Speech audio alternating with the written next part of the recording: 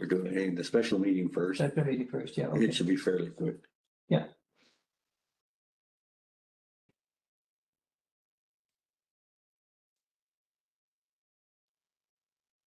Big second clock.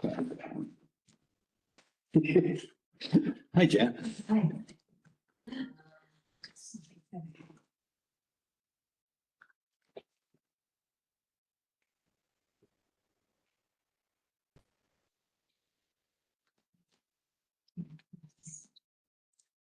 Yes, because I'm 30 this Thursday. Okay.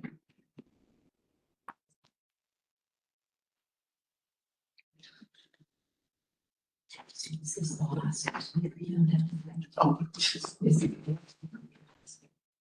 Don't. 7 o'clock. Yeah. Okay. Open council meeting or committee of the whole meeting disclaimer. This meeting can be viewed and in real time online is being recorded. It will be available on the village website for up to 6 months. By attending this meeting, you are hereby giving consent to being visible online and to being recorded for future viewing over the internet. Also, all information provided at an open meeting of council or its committees is considered public. If you provide or disclose your personal information to us for that purpose, including delegations, presentations, speaking during public comment period, submitting correspondence or written public comment, you are consenting to that information being available to the public, including through our posting or our website or webcasting. And we also ask that everybody please silence their cell phones. Yeah. Is yours, John? Well, I think I did it before it came in. Let's just see. Yes. Good to go, John. Honestly, give you a pat on the back. Thank you, John. You're welcome, sir. Your worship. Okay, we'll call this special meeting to order. We have an introduction of a late item that is time sensitive. So I'm looking for motion to accept this late item. So moved. Second it. Okay. Any questions on that? Hearing none, all in favor? Carried. Okay. So that'll be under new business.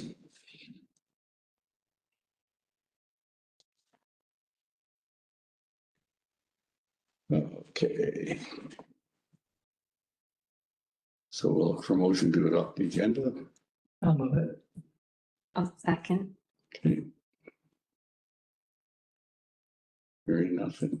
Errors, omissions, all in favor? Carried. Old business. 5-year financial plan bylaw. I'll be looking for a motion. So moved. Second. Any comments, questions for the final time? Thank you, Nathan. Hearing none other than, yeah, great work. Yeah, really good work, With staff. especially the graphical stuff. It's really good. Okay, all in favor? Carried. Okay, new business. Look for motion for bylaw number 773, 2026, tax rate for tax year of 2026, the most favorite bylaw that we do. I'll second it.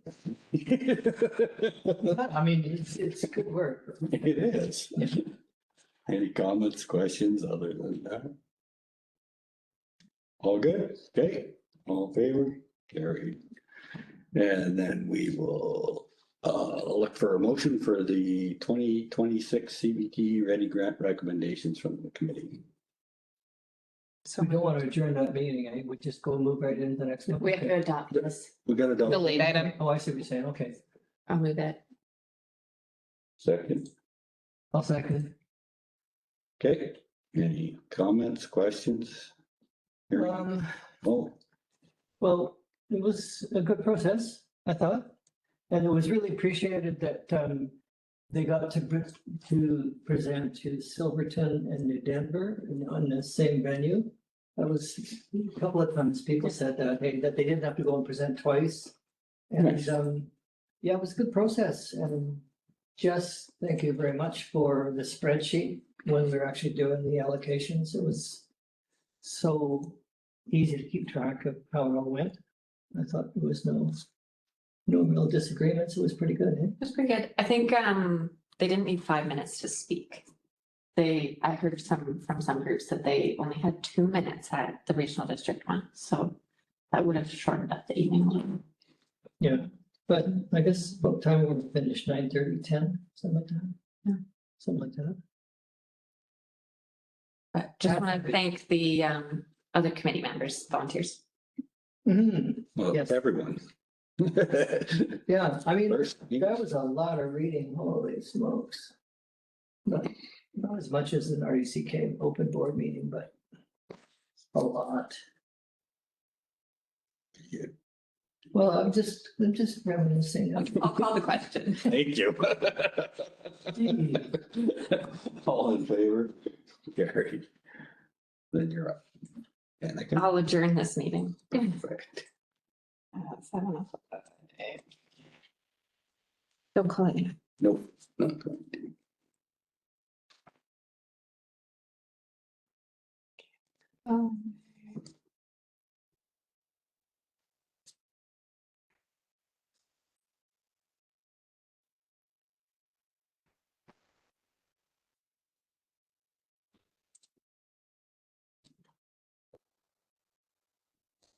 Okay, ready when you are. Okay. We'll call a committee, the whole meeting to order. 8 items. Look for an option in the agenda. So Seconder, somebody speak up. I will. Okay. All in favor? Carried. Adoption of the minutes of the March 24th, 2026 committee of the whole. So moved. Second. Any errors or omissions in? Hearing none, get to vote. Carried. No delegations, presentations, public question, new business. Slocan Lake River Partnership. Let's see, Nurse is there. Yeah. I thought I seen her. Oh, there it is. Yep. yeah, let me stop sharing.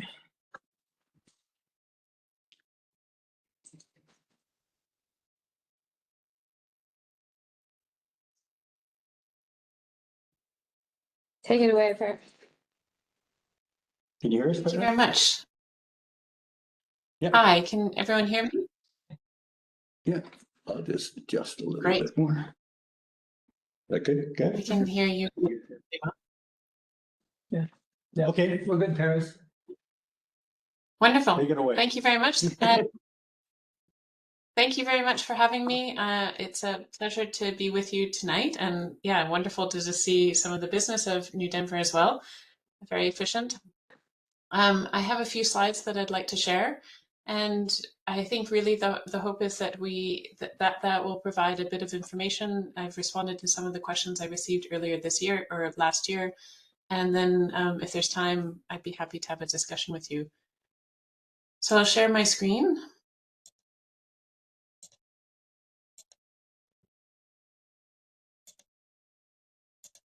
That's true. And just confirming that everyone can see the slide. Cannot, no. Something's happening? It's a long ways for Nelson. It's coming, it looks like. Yeah. No, you can't see anything? No, it's just blank. Oh, To start. interesting. We do have it on our agenda, Paris, if you want. Just tell us to move to whatever slide. I've got it on my don't know. screen. If it's I not don't know working. if you have I don't know if you have this because I didn't share unless it's the one from the Slocan the Silverton presentation, which is quite similar. Still Yeah, nothing coming up? You got five slides? This is dated November 17th. Okay. Great. Well, let's work with that and I'll just walk through and then make it talk to any changes that have happened. Okay. Usually it works. We've got it on our screens here too. There you go. Paris can see what we're seeing Oh, I see. in Okay. case Got there's it. any changes. Yeah. Wonderful. Okay. Thank you very much. And you're able to see that, right, Paris? Oh,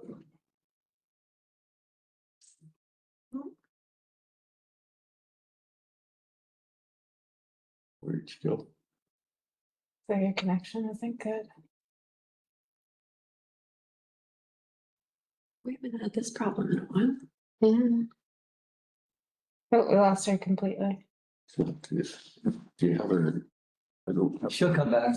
Yeah, we could jump to the Like, next one. He's quite well reversed in it, how it works. Yeah, yeah. It's just to do it often.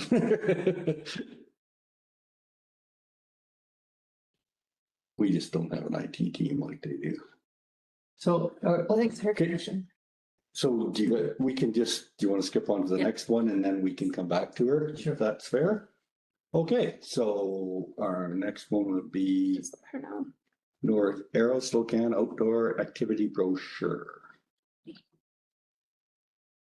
I'd like to refer this to like our grant and aid budget, since we still have some grant and aid money, right? We didn't get as many applications.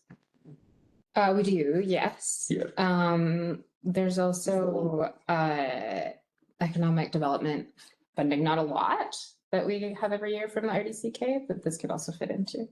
Okay. So there's a couple different pots. Yeah, I think to me, it's more fitting to come out of that pot than it would be to our grant and aids. Okay. Personally, It's better than just the general operating budget, so, Mm-hmm. yeah. yeah. As long as there's a good pot that could go. Well, yeah, we have money sitting there from, Hi there. because, Oh, oh, is that- there she's back. Hi. Sorry. I'm calling in. I'm calling in from the East Shore, and you know it's even further from Nelson. So perhaps there's something happening with our connectivity. I apologize. I'm just calling in by phone. Is that okay for now? Absolutely. It works good. Yeah. Great. Okay. So taking us through to slide number two, we'll talk a little bit about the purpose of the Slocan Lake and River Partnership, what we commonly refer to as SLRP. Talk about who's involved and what it is, how we're working with residents, some of the upcoming work, and then space for questions and discussion. And so going to slide number 3, this outlines the purpose of the partnership, and really the intent is to bring together the different orders of government that are connected to the lake and river, and then also invite in stewardship groups via the Technical Advisory Committee. And our initial focus is to create guidance documents to help inform development and create accessible information systems for both residents and for local government and for provincial government and federal government. And then also one of the last bullet there talks about the riparian area of 30 meters, which is already established on the lake, and that we would like to establish into the river as well. Who's at the table? If we move to slide number 4, and so there's 2 different committees. There's the steering committee, which is the governance entity, and so that's where decision making happens. And then there's the technical advisory committee, and that's really an advisory committee of different levels of technical knowledge and ability. And the difference between the 2 is that the stewardship groups, so at this time, it's the Slocan Lake Stewardship Society and the Slocan River Stream Keepers, are not included on the steering committee. And so far, we haven't had representation of the village of Slocan, Silverton, and New Denver on the technical advisory committee. Going to number 5. Can we ask questions during, or do you want to wait till after Paris? Either, whatever you prefer. Yeah, questions as we go is fine. Okay, so none of the 3 villages as of now are confirmed to be part of the partnership? That's correct. We have strong indication from the village of Slocan that they're interested, but they have not signed the terms of reference. I have a question as well. If any or all of the villages said yes, who would likely be the person sitting on the committee? Would that be staff or someone from council or a community member? That's at your discretion. Okay. We are recommending that it's an elected official, and so that it would be on par with Director Popoff. And so, yeah, that you would be a member of, have decision-making authority at, on the steering committee. For the technical advisory committee, I mean, in the case of the province, it will be staff, it won't be ministry, but yeah, it's really at your discretion, whoever you think is most suitable to sit there and most available. Okay, and Paris, you mentioned something about using the river and a 30-meter buffer from there. Is that what was that what you were referring to, or? If you go back to slide number 3, one of the key parts in the terms of reference that has been defined by the partnership is to endorse the continued implementation of an EDPA, so an environmental development permit area, for Slocan Lake, and then also for Slocan River. Now it's for Slocan River, the whole area is a riparian area, so it's a bit negligible, but really thinking about having that environmental, so the implementation of the environmental development permit area for the lake at 30 meters from high water. Okay, so you're actually specifically saying the Slocan River, not any other rivers Or creeks.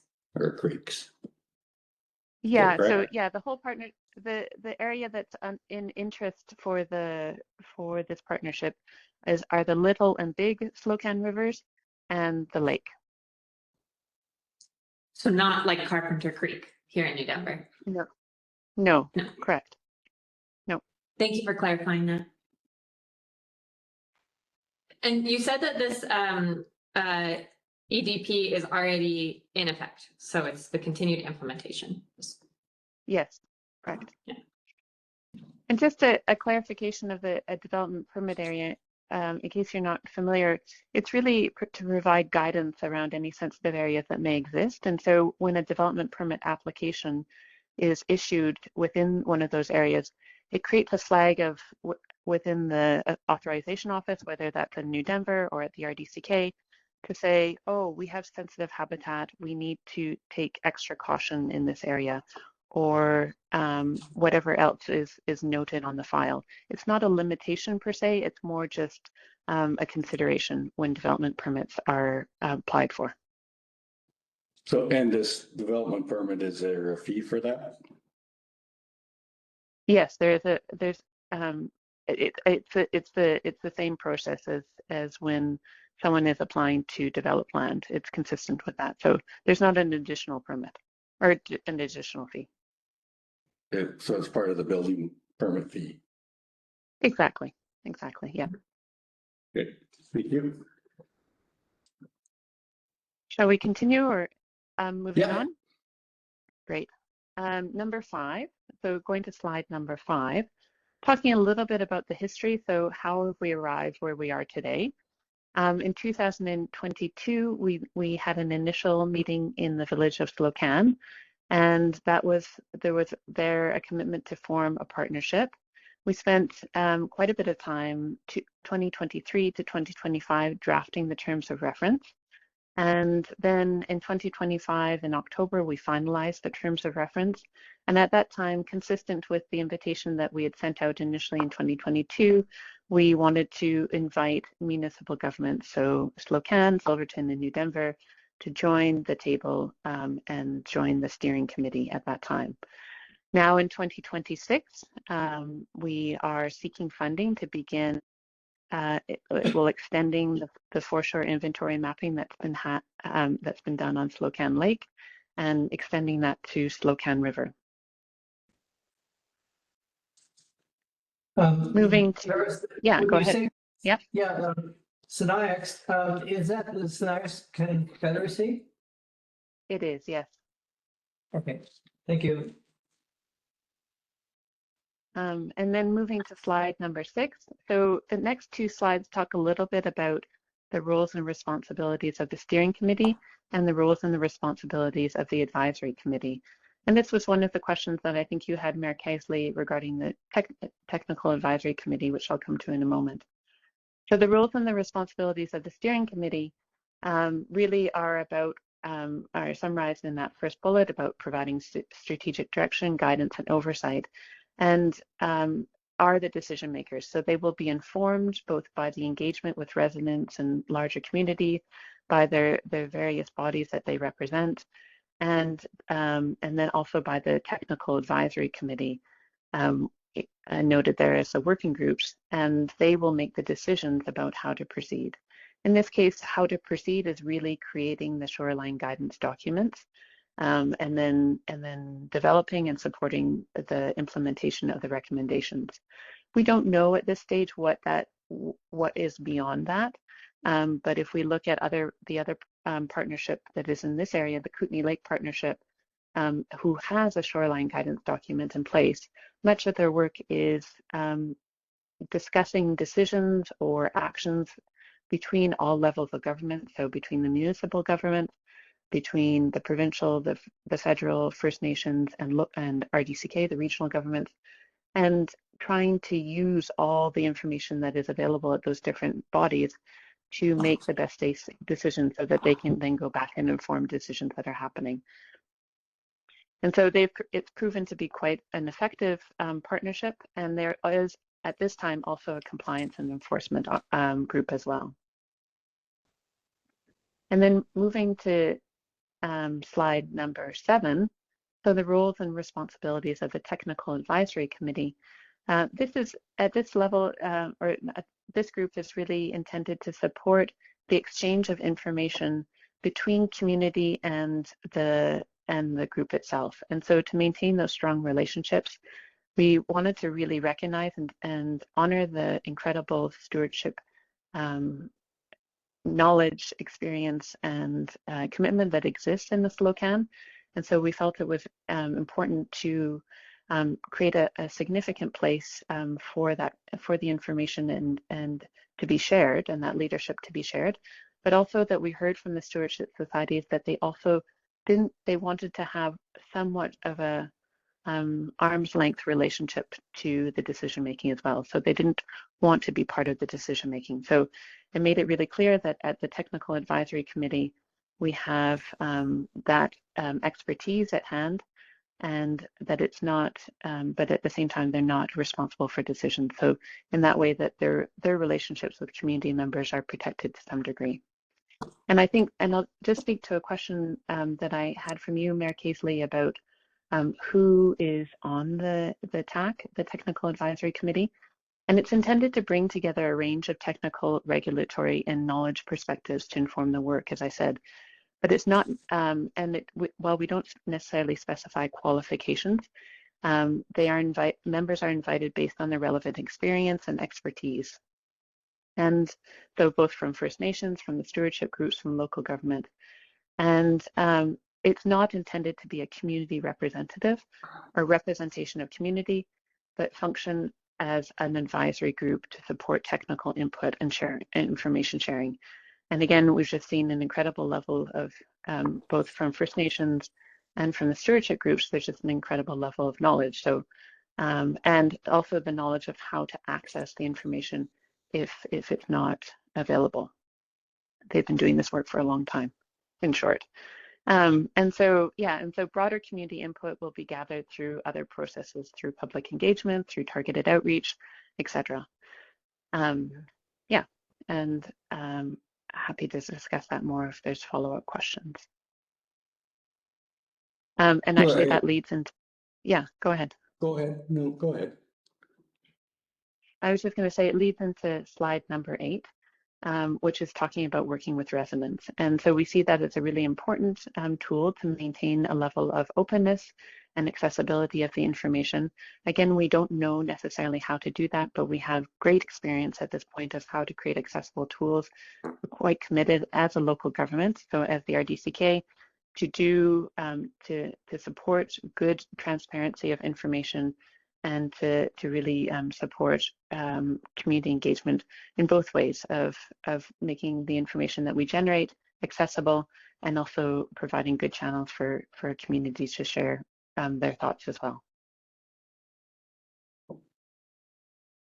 Yeah, I just, there is community members that are as skilled or way more skilled and educated than maybe some of the people on some of these groups that Okay. doesn't want to belong to a group, but is just a citizen and cares. And I have an issue with not having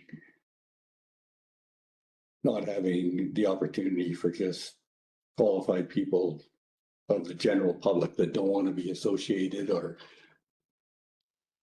a part of other groups Right. that may And well have more technical experience and more experience than anyone that sits in any position here. So right. that was my And thought, and that's where I was going with that. So okay, thank you very much.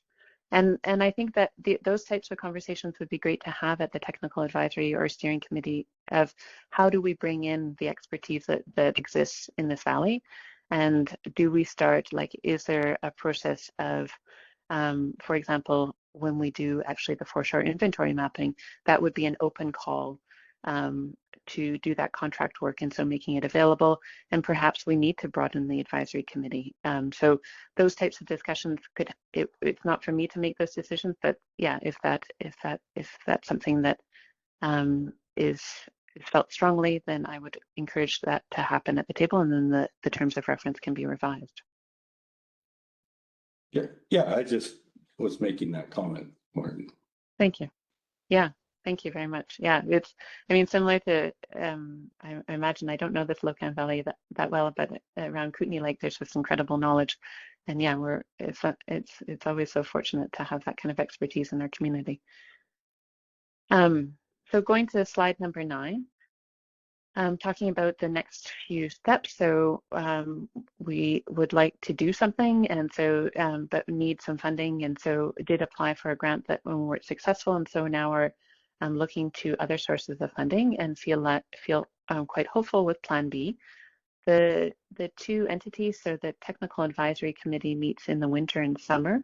They had their inaugural meeting last winter, and then they plan to meet again in June.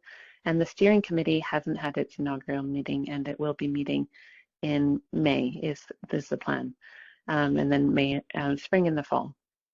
And so if we're able to secure the funding in the near future, then we would, the intent would be to be on the water for the summer months, doing the mapping work.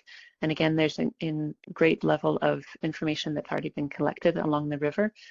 So it's a matter of compiling that and then verifying it. And that would largely be done by Snakes Confederacy and Okanagan Nation Silks. And then putting all that information into something that's useful and starting to articulate it. And lastly, the last bullet there is that our hope is that we will hire a coordinator to support the ongoing function of the committee's partnership. And then slide number 10. So these are some of the questions and that I received. One question, and these might be different from the ones that are on your slide, and because I just updated them. So the first question is there a requirement to participate? And there isn't. It's voluntary, and at any point, if you don't choose to participate now, at any point you're welcome to participate. So it's very much an open door. And if you choose to join now and then decide it's not for you anymore, then that's also very possible. Technical Advisory Committee composition and representation, and then just explained a little bit there. But again, this is not something, this all can be determined or discussed at the different tables. And then Mayor Casely, you had another question around jurisdiction. And yes, of course, RDCK has no authority within municipal boundaries. The mapping that we're hoping to do is science-based, and it's really intended to be a collection of information, not regulatory guidance. So we would just be collecting information. We wouldn't be making any decisions or doing any of that work. That would be at your discretion as the governance body. So, but wanting to create consistent systems for the whole. And then the last slide there, slide number 11, is just talking about next steps. So we invite your response and invite you to join us. And then, as mentioned, it's up to you, your discussion about who would participate. At this point, we do have a Director Popoff who represents the RDCK at the director level, and then also myself as staff. And so, yeah, both are represented. I'm really there just as facilitator, not as content. And then number 3 is that so the invitation would be to join the steering committee for its first meeting in May of 2026. And thank you very much for your time. Thank you, Okay. Paris. Do you know when the meeting will be in May? No, I haven't sent out the doodle yet. So yes, no. Paris, you say when we will be on water this summer. Who's we? Is it the Silks and Synax? Yes, yeah. So and also members of this Stream Keepers, just offering some of their experience as well. But really, the intent, as I understand it, and I'm learning about this process as well, is that it's Synax staff and Silk staff who will verify the information that's been collected, and then add their information as well. And some of that information will be protected information, and some of it will be public information, but that will help inform, and that will provide the technical ecological knowledge layer, and also the cultural sensitivity layer, and which will further inform the mapping that's been done to date. Okay, so your Synax contact, is that Herb Alex in Nelson? Yeah, Who's Herb speaking? Alex and James Baxter, both of them. Okay. James is fish. Yeah. Okay. Okay, thanks, Paris. That's it for me. Great. That's about the only question I have is if we were to join, would there be a cost to the village? But it doesn't sound like it, eh? No, there's no cost beyond your time. That's about the And- only and then- question I have. Okay. Yeah, so you won't be requesting taxation funding from the regional district or anyone else? No, we have, so we did receive a small grant, well, $5,000 from the Community Sustainable Living Advisory Committee as an initial startup fund. That's now been spent. And so that was the funding that was used to host meetings and gather folks. And we do, but yes, that's now been spent. And so we're looking for additional funding, but no, there's no taxation to residents in any area. Okay. And you're paid to the RD? Through. I am. So yes, I mean that is the exception, is that my time is taxation. So yes, my time is funded through resident taxation. Yes, through, I think it is it S200 or whatever it is. That's a big book. Okay. One more. When would you expect a response? Before Really, the- at your discretion. Yeah, at your discretion. If you're able to join the meeting, if there's a level of interest at this point, but you're not quite ready to sign the terms of reference, but you'd like to come to the meeting, you'd be welcome to do that. You don't have to sign the terms of reference to come to the meeting. And so I could extend the invitation or extend the doodle, and to whoever might be interested, and then just come and see what it's like and express your thoughts, and then that might inform whether or not you want to sign the terms of reference. But yes, there's really no timeline on signing. Perfect. So yeah, if you could extend the doodle to myself at least, I'm not sure. May's Okay. looking different. Well, actually, probably easier for you would be just to the office, the village office, and then they can Okay. distribute it to the council. That way it's easier Okay. for you. Great, thank you. That would be the best way, Paris. Okay, wonderful. Well, thank you for your interest, and thank you for thank you for this time again. And I apologize, I totally forgot. I'm just back after a few months away, and I've forgotten protocol.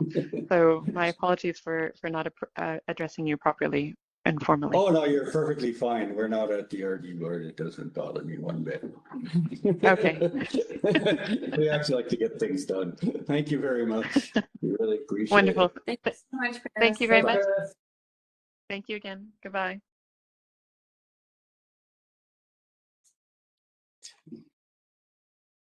Trouble at the board for that.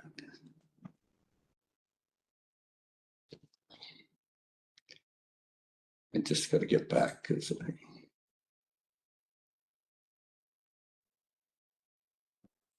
went somewhere else, hit the wrong button, as usual.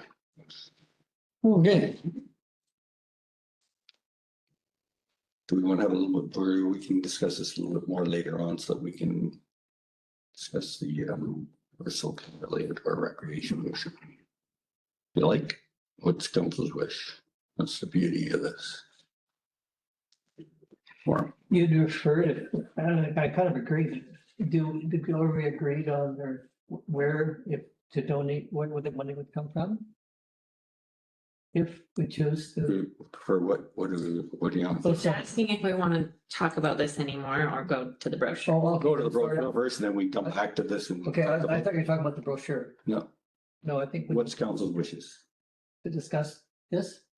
You want to discuss this now? Yes. Yes. Okay, I'm interested in joining. I think that there was a lot of clarity from their letter. Like, I think I made wrong assumptions about how this was gonna work, and it sounds like it's not the creation of a new environmental development permit that, you know, we wouldn't have control over or anything like that. And so it's an opportunity to gain knowledge and relationships, which will be beneficial in other areas of village priorities. And if Councillor Fedek's willing to go to the first meeting and suss it out even before we sign terms of agreement, that sounds good to me. Are you finished? Sure. Okay, there's on the, I mean, there's 7 bodies there. Oh, that's a lot of people. And we've got some, and the technical advisory committee, going back to your point, your worship, is, we've got some really good citizen scientists here that I'd love to see. And as you say, I mean, there's university professors here that are now doing water research just as a citizen scientist. So I have a problem with the 30-meter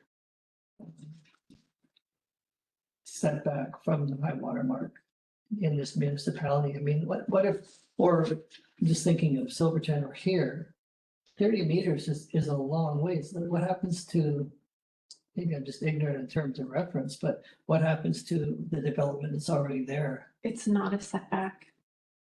Like it triggers a thing of consideration. So you go, okay, this is a habitat sensitive area, but from what she said, it's already in effect. So when someone applies for a building development permit, it gets, you know, flagged like, okay, this is in a, Septic fields and. yeah, this is in a yeah, but that's a habitat, different thing. like, Falls under. sensitive area, but it's, she said it's already in effect. So it's not something new.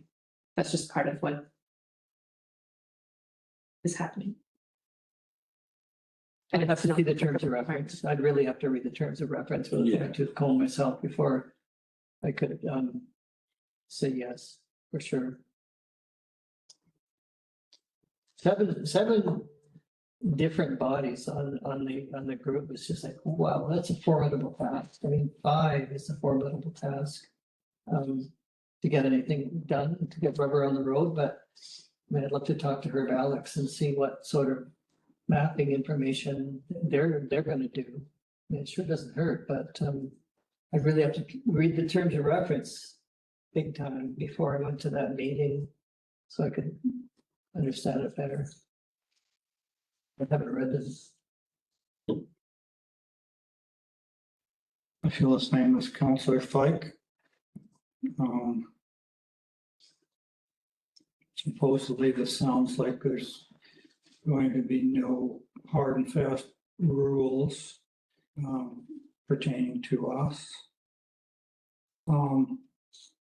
Every time I hear the Okanagan Nation being part of all this, I have to wonder, you know, how knowledgeable or invested are they in the Slocan Valley, being from the Okanagan? I thought this was Sinaiak's territory. But it looks like that decision's already been made to include them. I just don't want to see Village of New Denver being told what to do.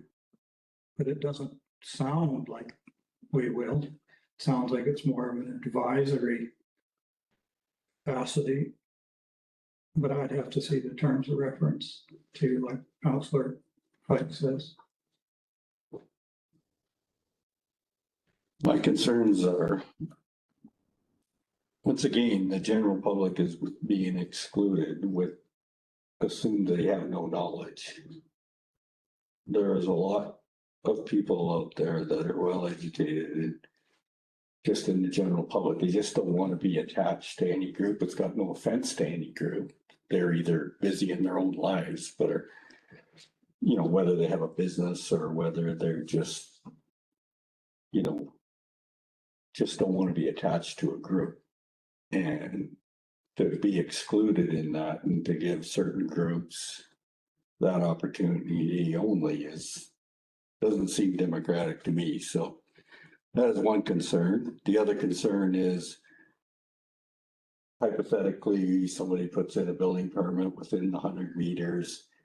Then are we waiting on this group's information to determine whether they feel it's this or that? And like, the layout isn't clear on how it actually is to move forward. We don't need more obstacles in development.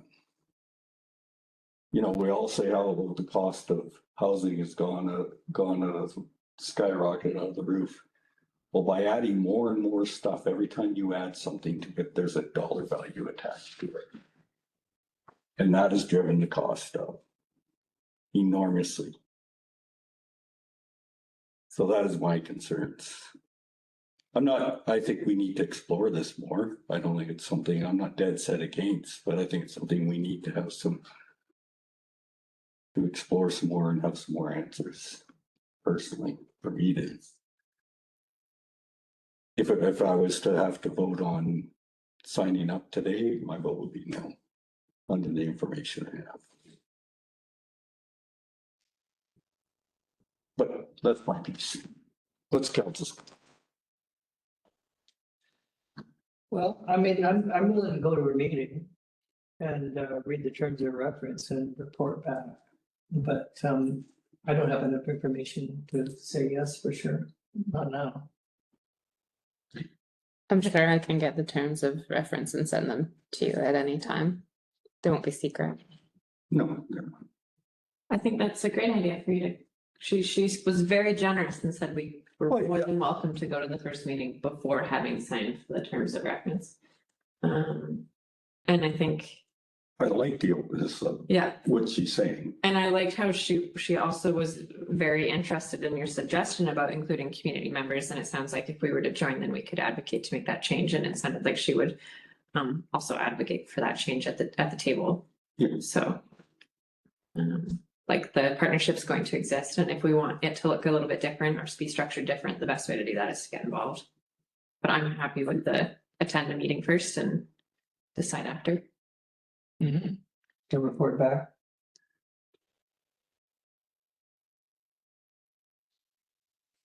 Yeah, because my other big concern is, I mean, she's being paid by the regional district. It is coming out, I think it's S200 of the fee, which we all pay into for her position.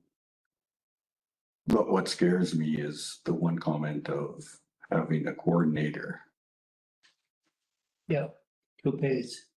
base, because, you know, we tried to get a requisition for our library for $7,000, and then by the time the RD puts on its general admission fee and its community service fee, takes it up to $9,000. So that's $2,000 that's going to administration in the RD for doing these things. And that's on a $2,000 on a $7,000 request. So you start thinking, you know, you take some of these others where, you know, how much is the taxpayer paying for these services?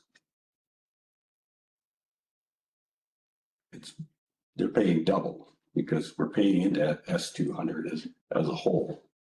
And then we're paying on top every time we have a free at a service. And once it goes to the regional district, you lose all control.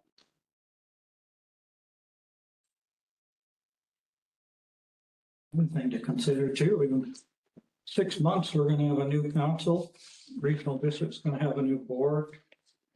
It's we all know it's much easier to get into things than to get out.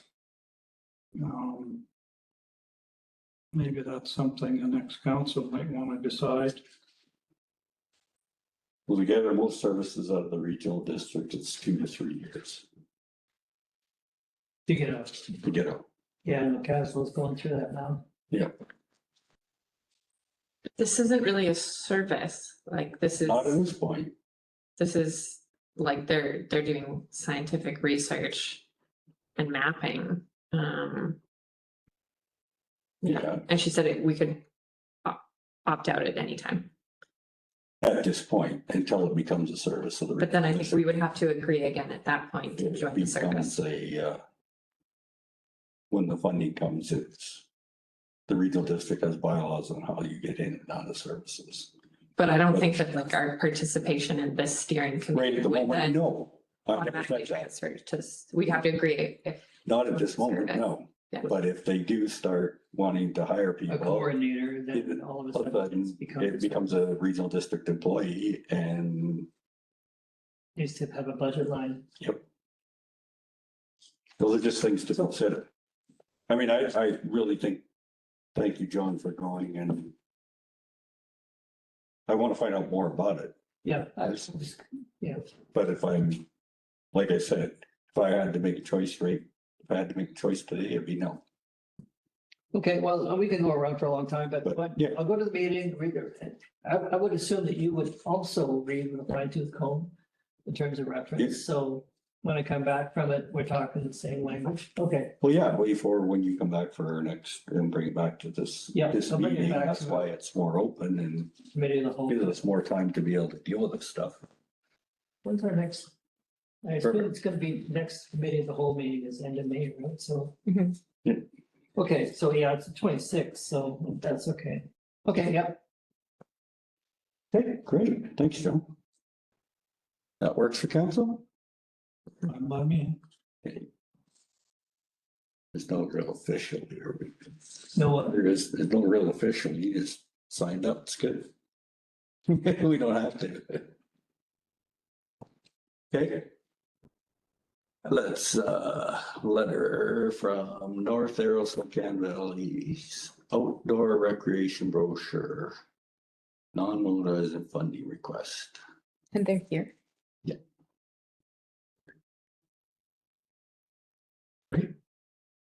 Would you like to do a little spiel on it, or you just, would you like to just answer questions, or what? I could do either. I didn't bring a formal presentation. That's fine.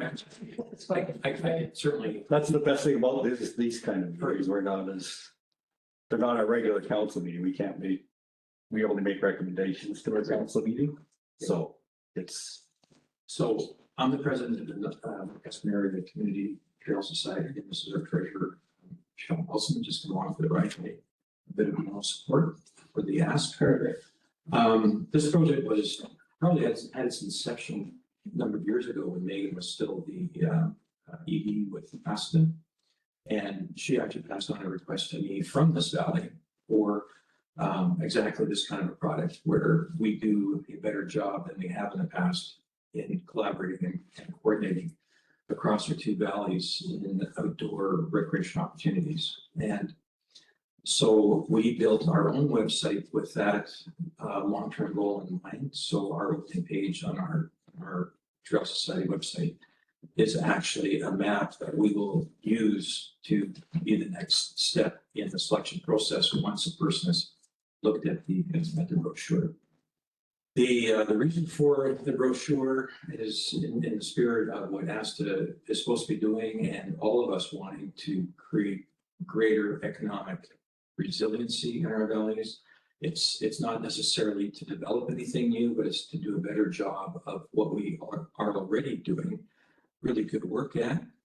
But probably a lot of people in our valleys got report cards that said it doesn't play well with others because we're often challenged with working well together. So we have all these trail societies and outdoor recreation providers who have our own websites, but there's very little discussion amongst us. So we don't really have good networks built. We have no overarching trail alliance as exists in some other communities. So this is sort of a first ad hoc attempt to do a better job of working together and connecting the dots for visitors and residents so that we have a more complete picture of everything that's available in the North Arrow and North Slocan valleys. I'm biased. My wife and I have lived in just south of Macuspa in the Baby community. We've had our property there for 26, 27 years now. And we consider this area, your area here, as part of our neighborhood, both in terms of recreational opportunities and for arts and culture. We're often over here enjoying some of the great things that are being presented here in terms of music events and cultural events. And we also spend a lot of time over here paddling and hiking. And I hope that some of your residents are doing the same in our valley. So this brochure will be a paper product because that's what people still want. That's a strong message from Tracy Fetters at the Visitor Center in the Cusp, that when people come in, they want to leave with a piece of paper. They're happy going to online for additional information, but they want to start with that. So this brochure is going to be a remake of an old brochure that we published, our society published years ago, but it's going to be updated and expanded in terms of the opportunities to follow up on more information. So it's going to be a bigger map. It's going to show both valleys. We've already identified probably 30 to 50. We have to do some culling in terms of all of the locations, the trailheads, the paddling, the beaches and harbors, and within the villages, because there's been a request from the Cusp, and I'm hearing similar requests from you here, is that if you're part of the project, you want to be able to highlight your own amenities within your villages. So that will be accommodated as well. And they don't have to be trails. Like in the village of the Cusp, they want to include things like their railway museum, which is an outdoor experience. So it's sort of, fits the criteria. The Ray Nickel garden tour, that would be part of it. So I guess if you find your way to supporting the project with this request for $500 for the printing cost to support that, then we would certainly work with you or your CEO to determine what you want to highlight in the future here. The map that we think we distributed shows both your village and the Cusp with their own little boxes in the map, which would have a short summary of the features within your villages. That's the map there. And so this is just a preliminary mock-up. That map would be populated with icons. The icons would be either a bike or a hiker or a paddler or a winter sport icon or a multiple icon, because there are certain locations, including the villages, that may have all of those activities in one location. And the map will get too cluttered if we try to clump a whole bunch of icons in one spot. Each one of those icons will be numbered. And on one of the panels on the flip side will be a table that will list all of basically the map legend with all of the location numbers and the name. And that's all that will be listed on the brochure, because we're trying to include so much information that we don't want to clutter it up too much. Then there'll be a QR code. Okay. No, it's great. Okay, QR code, yep. There'll be a QR code that the person can scan, and that will take them to the summary page, which I'm proposing will be our opening map, which was already designed for this purpose. And there they will be able to get additional information, which will include the name of the trail or amenity and some basic stats about it. But stats which hopefully don't change very much. Like if it's a trail, it will be the trail length, the elevation change, and whether it's easy, moderate, or difficult. Each one of those will have a link to the owner or operator site, and they can do whatever they want with that information. That's where you would go for trail conditions, closures, and anything else. Or if it's the village website, it would be additional information on that site about the Railway Museum or the gardens or whatever it is that you wanted to feature for your location. So anyways, the whole thing is to do a better job of helping residents and visitors step to the information, having the overview, make the initial selection, and then giving them an additional two-step process to narrow their choice and make a selection. So yeah, I think it's overdue that we do something like this. I think it could have some modest, at least modest benefits in terms of tourism, attracting and retaining professionals and tradespeople that we want to attract into this area, attracting remote residents. Michelle's one of them who's recently moved to Nakusp, and she works entirely remotely.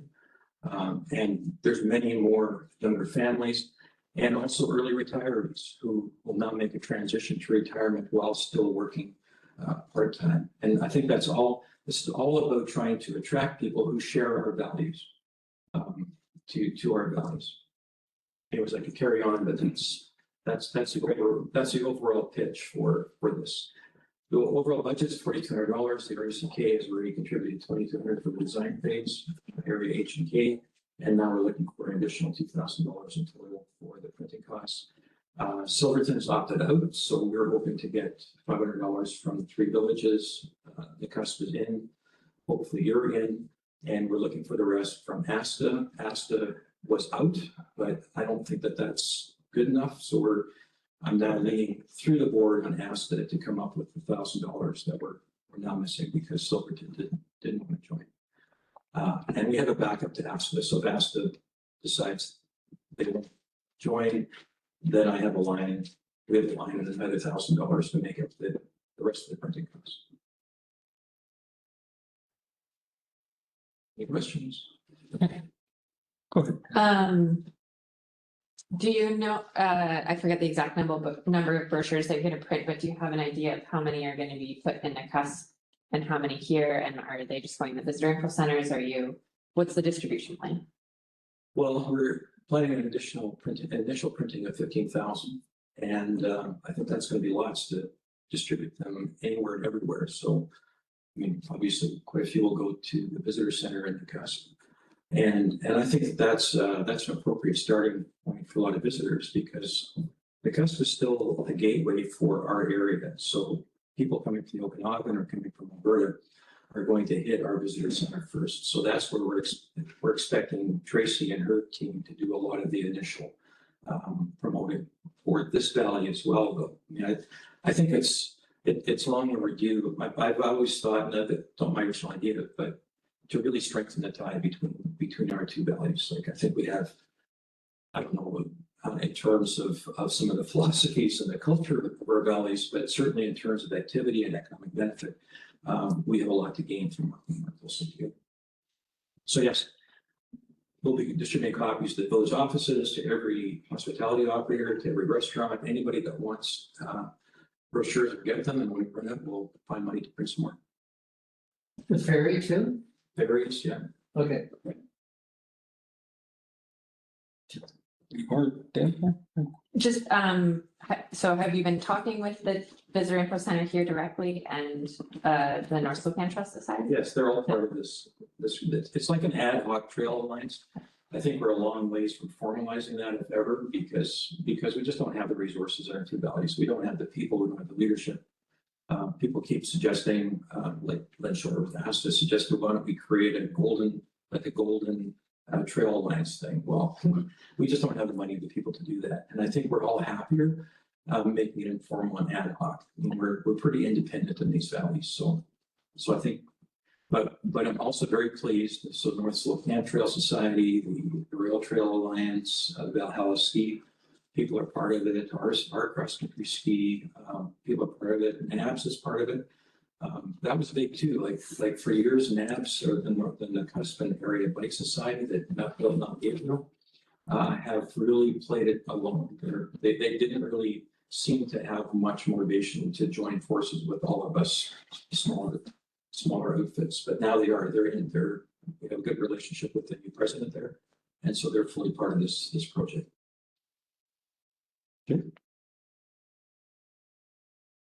That's good. Good.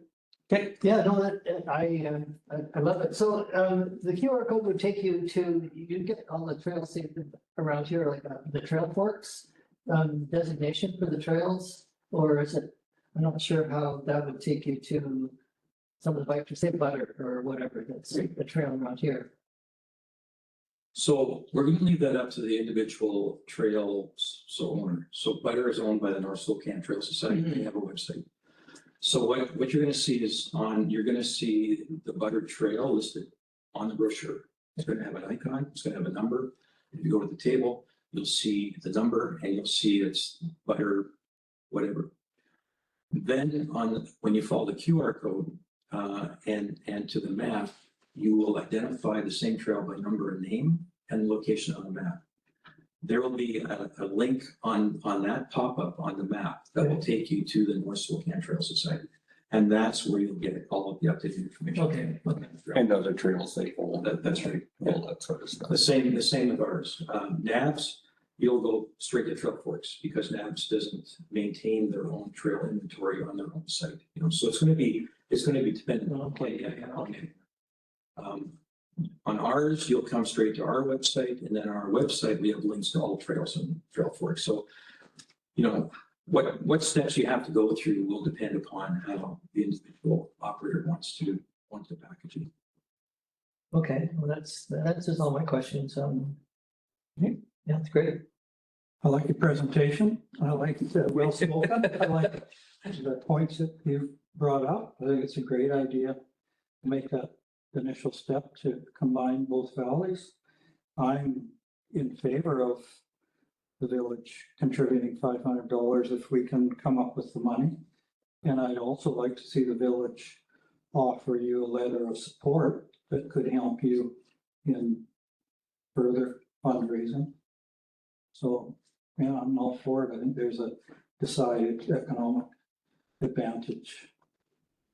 Well, I mean, to the village in New Denver, reasoning to contribute money, but both valleys. So, yeah, I like it.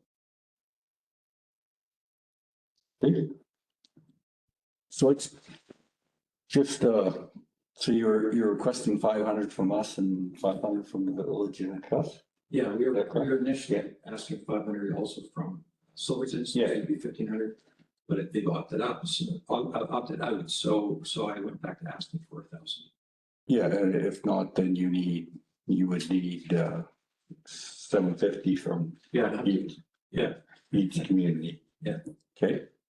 I think, sorry, do you want to finish your thought first? And I have a thought on that. Yeah. Okay. That's all. That was just one piece. So just a hypothetical, how it works for me is that, so if we had like our Maury Trail or the Quang Gardens or the Lincoln Center on the map, then this is kind of a question for staff as well that it's probably, I already know the answer, but so when somebody clicks on this, goes to the back, goes to QR code, it sends us to our web page. We need our web page to be able to enhance all those sort of things that would fall within with somebody who is looking at that map. I guess if I could anticipate that problem, even if you have nothing, let's say that the owner or the operator of a particular attraction or activity doesn't have their own web page or has nothing developed on the web page. On the summary web page, there will still be basic information. There will be the icon location on the map. You can click on the map and get driving directions to that location. There'll be a short description of what it is, right?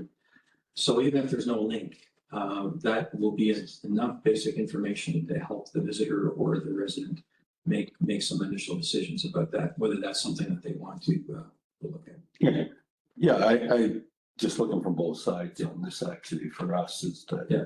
you know, I'm not sure our webpage flows that easy. Yeah. We need to address that for a lot of reasons, not just for this, but. There's no expectation that anybody do anything special at this point to support the project. Well, if We're just gonna work with what people have. yeah, And then my expectation is that if this works as well as I think it's going to, that will be the motivation that people need to go to their own websites and start improving them and providing better links back to our summary page. that's pretty much what I'm saying for us. It might be the motivation to get our webpage cleaned up so that it actually flows and works correctly.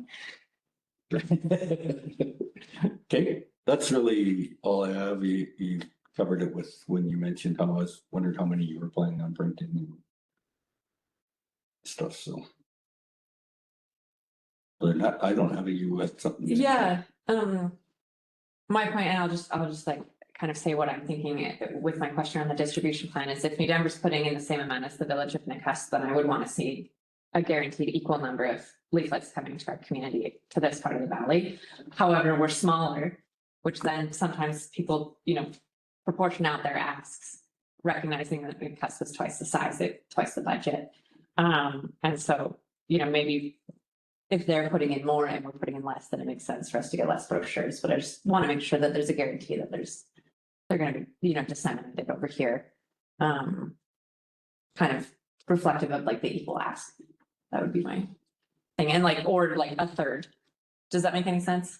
Well, yeah, I don't think I would want to handcuff them in the amount. It's more about, you know, we do have our visitors center that we would ask that they receive some, the village office receives some. Yeah.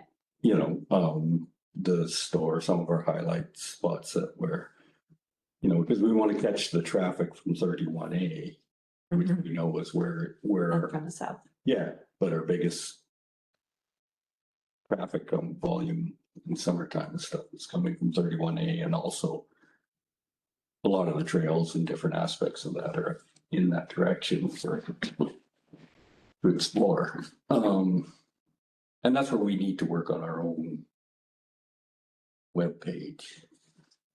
Yeah. So, yeah, I think we could simply just say, you know, decent proportion in our,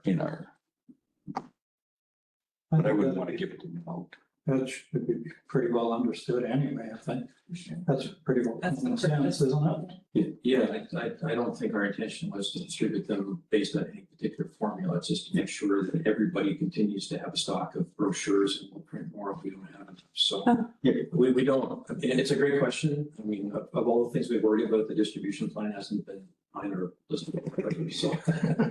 But I think the point is well taken, though, that this is for everybody. It's for our valleys. We're not trying to skew things either way. It's of no direct benefit to the trail societies, like it doesn't do anything for us. Most trail societies probably would prefer fewer users than more, because it just creates more work maintaining. We don't charge for use of the trails, so sometimes when I presented this idea, people are suspicious that somehow we're asking for money from people like yourselves because we're trying to pad our pockets, and there's nothing in it for us. In fact, I'm not even sure our board has fully agreed to this project. It's something we're just kind of running with because some of us believe in it. So, yeah. Thank you. Okay. As you know, it'd be a tough sell if you were going for taxation through the regional district. Yeah, So so I guess the next question would be where would we source the funds?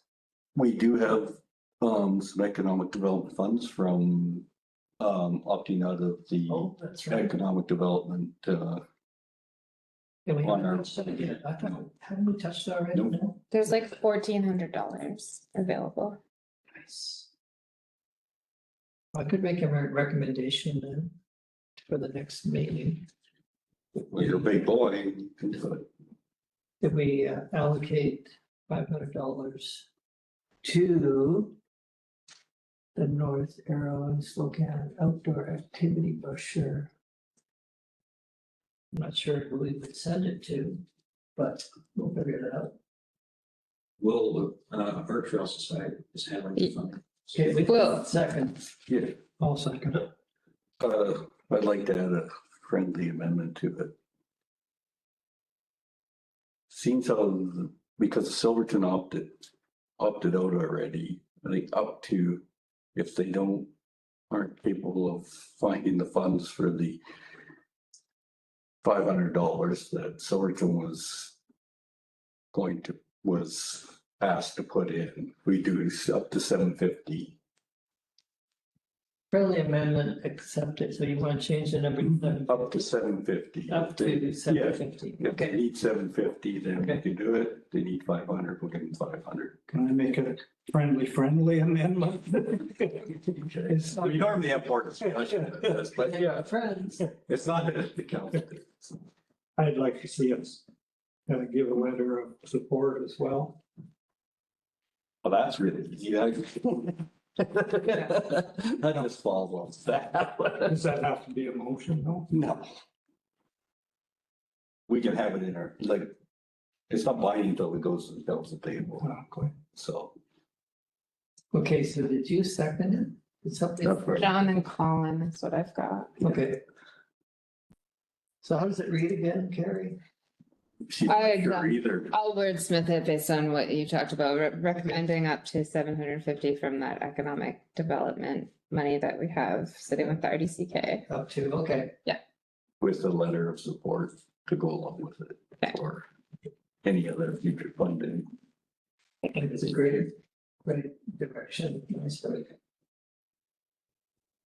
So how the process works is it gets recommended from this table and then goes to a council meeting. And can be debated again there. Okay. Before it's official, it's not really official at this point, it's just a recommendation. Okay, great. Well, thank you for coming down and. Yeah, that's Okay. Watch out for wildlife on the way back.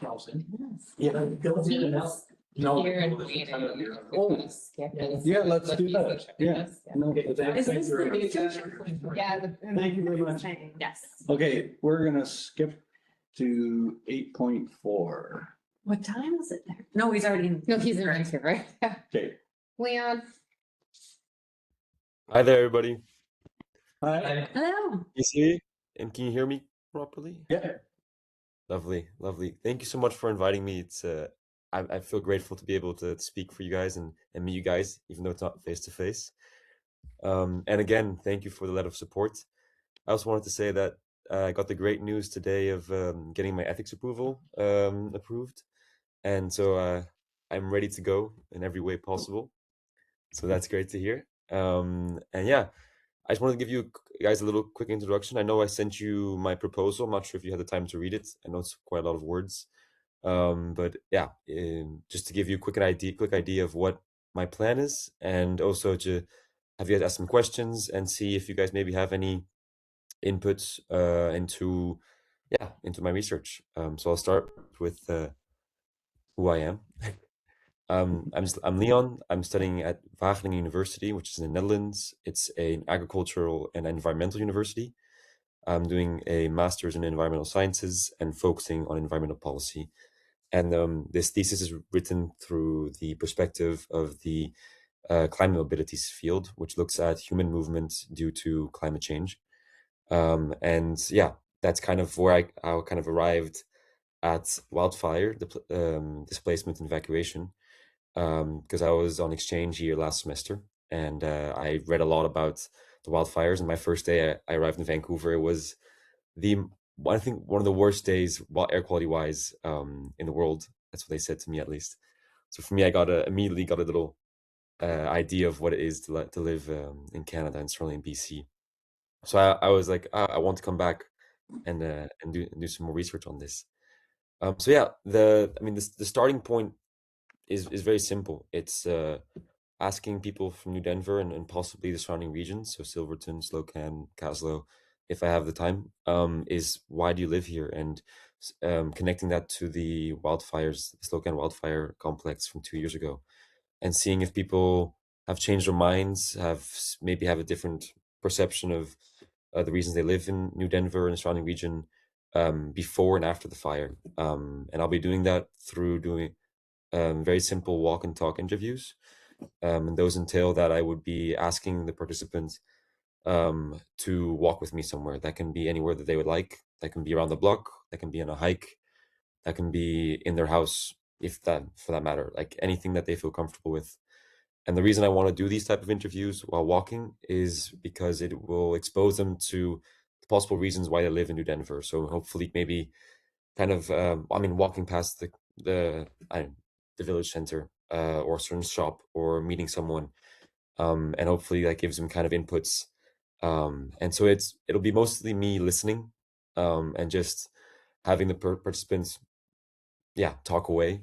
And then from those first interviews, I'll do some analysis and basically hash out some themes, and then start contrasting in those themes with the next participants or following participants, and seeing how they feel about these initial themes that I brought up, and then kind of through that process of kind of going back and forth between participants and testing out certain ideas and theories, and hopefully at the end I'll have quite a good idea of what the themes are of why people in New Denver and the region around decide to live here, and and then eventually I'll come back to every participant and have a second interview where I ask them to reflect on my analysis and see if they resonate with that or not, and if so, why not?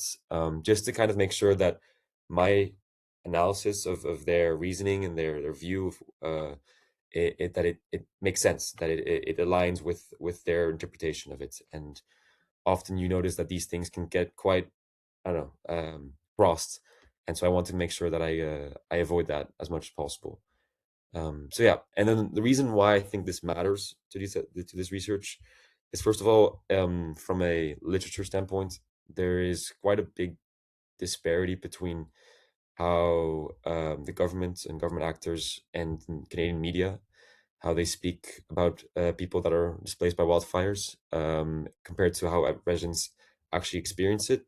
I've spoken to quite some master students, PhD students, and some researchers, professors at UBC and surrounding universities, that have noted that in like very initial research that is very similar to this research, they found quite some disparities. And for me, I wanted to kind of follow those footsteps, because this is, in my opinion, very important to understand how wildfire displacements work, kind of works in Canada, and also how to make perhaps better, sorry, I'm forgetting the word, to deal with it. And so I hope through, and we call it inductive methods, give a local perspective,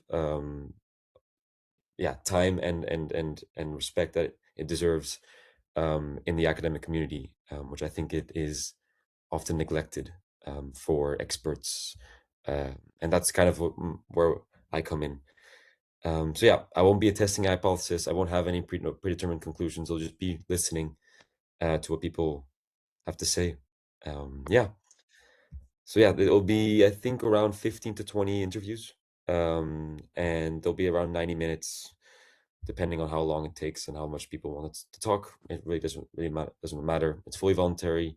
It's pseudonymized, ethics approved. If people, I won't be forcing people to talk about any traumatic experiences.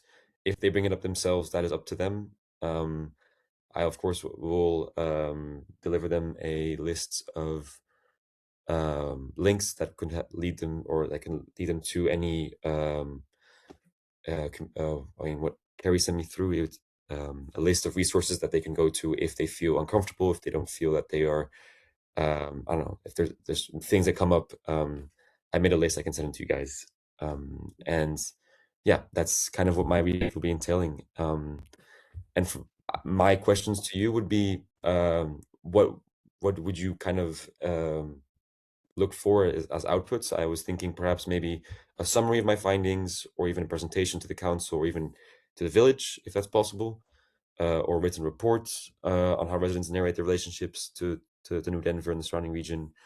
And most importantly, I kind of want to ask you guys if there's any outputs or any insights that you might, or any questions you might want to have answered by me that I could perhaps implement in my research, and therefore could also kind of help you answer questions that you have. That's my reasoning to also want to talk to you guys and see if I can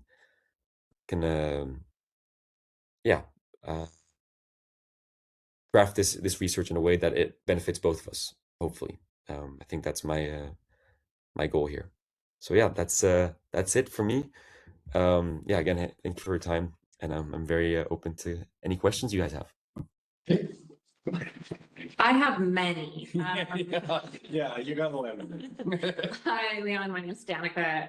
I finished my master's not that long ago and conducted focus groups all across the province with some similar methods. And so, like, I'd love to sit down with you and just talk methods and what, Would love to, yeah. software and analysis you're going to use, and give you advice on that as well. My one piece of advice at this stage would be that people in this community kind of feel like they belong to a wider community than the municipal boundary. And the municipal boundary of New Denver was not actually evacuated in 2024. And so Silverton and just south of Silverton was evacuated and had a very, like, everyone had a shared experience, and the experiences varied a lot, but like depending on if you're evacuated or not. I think with your 15 participants, you might end up having to expand from people who just actually live in New Denver versus people who live within the valley. And your snowballing method of finding participants, I really liked how you noted that people tend to volunteer to participate when they are already active members of society, or they have a specific agenda that they want to, like, put into the research. And so, there's the Facebook groups and there's the other things, but also there's a lot of people here who know people who wouldn't necessarily participate and would need literally a phone call or a visit to their door to be invited. So I think that snowballing method will prove fruitful for you. Thank you. But I'll give my contact info to our CAO, Carrie, to pass it on if you want to meet up when you get here to just talk more in detail about methods and not bore everybody else, because I did read the entire proposal. It's very well written. Really? Oh, thank you. Yeah. Thank you so much. I really appreciate that. It is on the webpage. Her contact information is on the webpage. Yeah, I saw it on the site. Yeah, I also saw you did a bachelor's in Poli-Sci and Indigenous culture. That was my undergrad. I finished my master's in rural development and planning through the University of Guelph. Yeah. It's amazing. Wow. John? Yeah, it's fascinating, Leon. I was reading it, and then I got to page 10, and the word inductive came up to conduct inductive cumulative research. But inductive, whoa, what is that? And I see your advisor put active. So, and again, your English is amazing. And kudos. Inductive, I'm still wrestling with it, and I don't want an explanation now, but I'd love to chat with you. Of course. The word resiliency came up, and then it's just like, okay, 1 minute, one guy getting the hook from this guy. But in any case, I went to Hurricane Katrina. I was fascinated because they've tracked, well, what is resilience? Is it the ability to come back and stay, or is it the ability to move and then start again? So anyway, they tracked the migration through climate change from Hurricane Katrina, and it went down a rabbit hole and got a map, and they all went to Texas and stuff. Anyway, fascinating. I'll be quiet now. But I'm kind of like Danica here. I want to chat with this guy just to, and the output too. I don't know what you're going to get for an output, or even what I would ask for. But I'm fascinated. So fill your boots, and between I have more than enough time to talk about this. So open It's to not that. Yeah, these people don't count in your count. Cannot be participants. We did, I mean, I had some amazing experiences, but I'm not gonna be a participant because I'm not part of the snowball. So anyway, okay. But Leonard, I heard you had also quite the knowledge of the town of New Denver. So I'd also be very open to hearing about all that. So yeah, that's for me is also really interesting. I heard from, I don't know if maybe you guys know him, Douglas Harris. They have a All right. property down in Silverton and New Denver. Yeah, and he told me a little bit, like a very shallow, superficial version of the history of New Denver, and with a lot of people coming from the U.S. during the Vietnam War, during the draft, coming up here. So I'm very intrigued to see what it's all about. So yeah, can't wait. I think it's a great idea. I'm looking forward to hearing results in some form. I hope you're a good listener. These guys pretty well said it all, I think. Thank you, John. I think one thing that actually intrigues me on it is that even though the residents in New Denver weren't evacuated, but after the one night of the firestorm across the lake and started the fire on this side, there was a distinct notice within the community of people left voluntarily. It'd be kind of really interesting to hear some of the thoughts on that, knowing that the rest of around the area was being ordered to evacuate.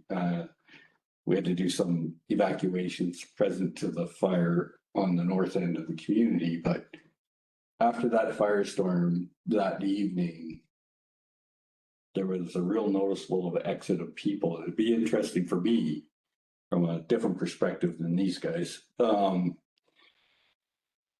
would be to understand kind of what people thought and what motivated them to go on their own. Yeah. Without being ordered. Yeah. Because I think. Sorry. Go ahead. No, go ahead. I think what for me is most interesting is just the perception of risk. Because I feel, I mean, even though New Denver didn't receive an evacuation order, it was across the lake. I mean, you could see it, and I think that in itself just has an impact on how you perceive the way where you live. It's at your front door. And I think what you noted was really interesting is I was also kind of hoping to get a good group of people, of which some that maybe were born in New Denver and stayed here, some that moved to New Denver throughout their life, in the middle of their life somewhat, and some people, who did leave voluntarily. And I think I'm hoping to see perhaps a difference in reasoning and also view of their connection to New Denver, and also really intrigues me, that idea, part of it, not so much getting into the total academic part as these two. We're the nerds. But the actual thoughts of people, just for a perspective from what I do. So it'd be interesting to but I also want to note that I'm not the expert here. I think the people of this region of Slocan Valley are the experts here. I think that's the one thing I want to highlight during the interviews constantly, is that I'm just here to listen and to understand. I'm not the one who knows. And I think that often is forgotten in these type of interviews, is that the researcher is just someone who is able to put the pieces together. The pieces eventually are given by the people who live there, and then I think that's one thing that needs to be highlighted constantly throughout the interviews. And because I often notice that when I interview people, that they often see themselves as under the researcher and kind of look up to them. And I think that's the wrong dynamic that should exist. So I'm going to try and highlight that multiple times throughout the interviews. Yeah, and that's what I'd like to see it from, the residents of New Denver too, and also all the outlying areas, but it'd just be curious for me in an aspect to hear what you come up with from the residents, so. Great.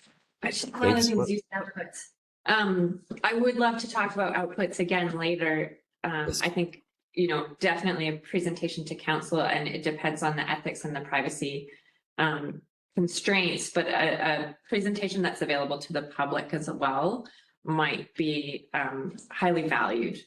And then also if, like, I mean, your first question is, you know, why do you live here? And if there are really great quotes, if there's any kind of permission to repurpose them for other uses, a part of me kind of thinks like, you know, resident recruitment and retention and those kinds of things.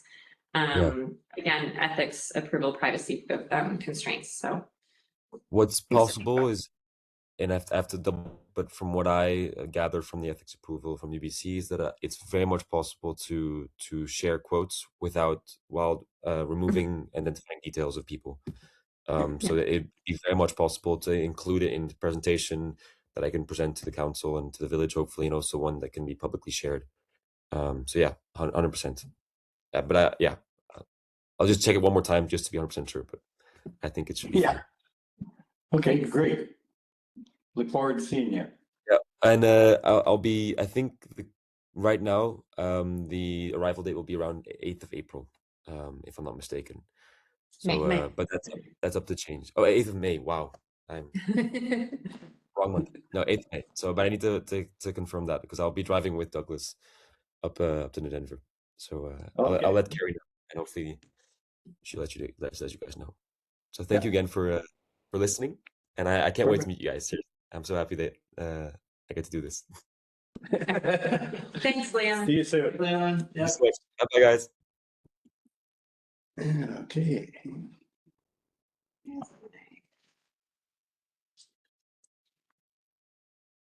So the purpose of the fees and charges to just bring to everyone's perspective here to start the thinking going. I'll move the recommendation. Okay, I'll second it. Is there I would like to move that, yes, we undertake this Yeah. review. Okay. And I thank staff for bringing this forward. Yeah, the drive to use your pay, it should somehow, yeah. You know, and then what went through my mind as well is just, okay, so what if the Knox Hall needs a new something or the boat, you know? It's just that, yeah, the user has to pay to make a break even at least because the village is gonna be in for, again, asset management costs down the future. I don't know if we're even factoring that stuff in for those buildings yet, you know, so anyway. I second the motion.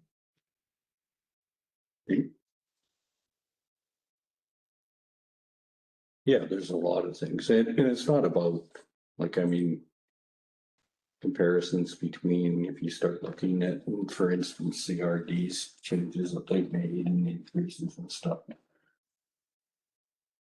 You know, we're not even putting a small dent in anything here, and we need to recover a little more funds, because as you know, right now, we just count on a grant, and hopefully the building or whatever is there stands long enough that a grant could come along and that works for us, right? You know, that said, there's been a lot of really good work done, and I think, you know, we don't want to be crazy about this.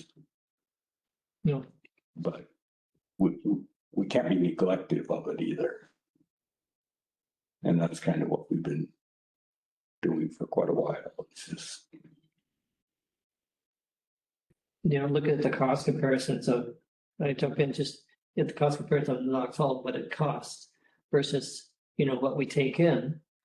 And then what went through my mind as well, is that count in insurance and No, no, you see, so there's a bunch of other things there that just sort of popped into my head that. Yeah.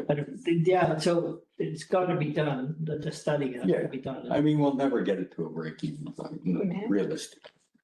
With the Knox Hall specifically, the $1,200 shortfall is exclusively like hard costs. Like we paid that money for Knox. That's not any staff time That's right, yeah. or like yeah. any of the just like future building upkeep or anything. So the actual losses on Knox Hall rentals are massive, actually. Yeah, we think heating and Well, insurance. we don't. Staff time, it probably takes half an hour to 45 minutes of staff time per booking. No kidding. Probably by the time we do the key checkout right, and the sign up and Oh, and then, blah, blah, blah, and chasing people down for payments and for getting keys back and all of those things. So, right. yeah. Yeah. like, there's a lot that goes into it. You know, and then somebody changes their mind, and then it's like, oh no, I don't want this day, I want that day. Well, it's a whole redo Mhm. for staff. We're trying to get refunds after because they only used it for 2 hours when they booked it. Yeah. Which doesn't happen. People use it for 5 hours to only pay for 2, and, you know. Okay, so yeah, it's well due to take an intense look at things. Great. In favor. Okay. I move to adjourn. Yep. Great. I was like, is there something else? No, I was just waiting for you. Wait, I just something to the last meeting. Just waiting for you, that's all. Right. Don't-